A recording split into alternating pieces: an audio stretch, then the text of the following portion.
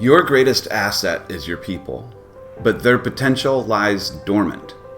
For 30 years, this has been my life's work, to release the potential of people. Imagine tomorrow as you and those you work alongside are released to communicate with precision, to lead fearlessly, and to attain what seems impossible.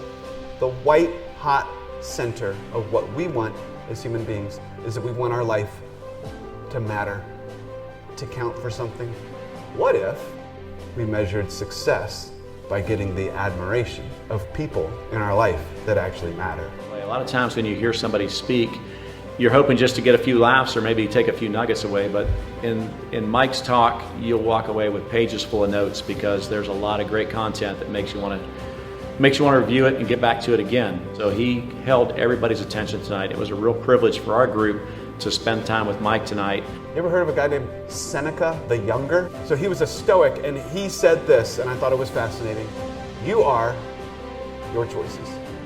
So if anything that you talked about earlier, if you want any of those things to look any different tomorrow than they do today, it will be determined whether it happens or not by the choices you make today. Mike's one of those kind of guys that when you first meet him, you go, this guy can relate to anybody. If you have a group that you want to motivate, this is the guy. Let's stop with the stigma of it being weird to go to counseling or therapy. It's awesome.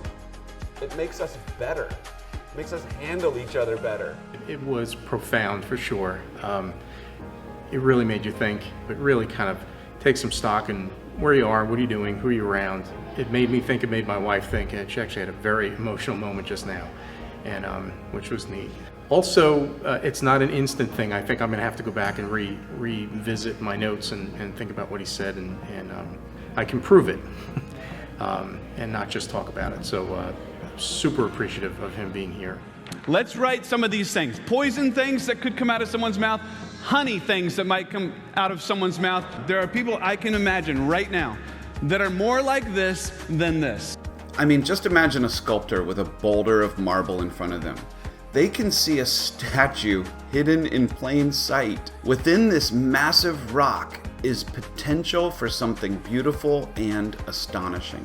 My obsession is to unleash you and your people to operate at the highest level possible. You got your $64 bucket of popcorn. You got your Diet Coke because you're watching your figure.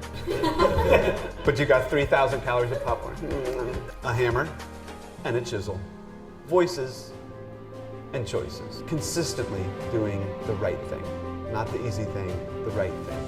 Favorite part would definitely be just the stories he told. I kind of related that way because as women, we tend to look at other women and want what they want, and I think that he just gave us the courage to accept ourselves and just not want to be anybody else but ourselves. Those are the kind of people that when you are gone, people will say, I miss them. I just miss them being around the office.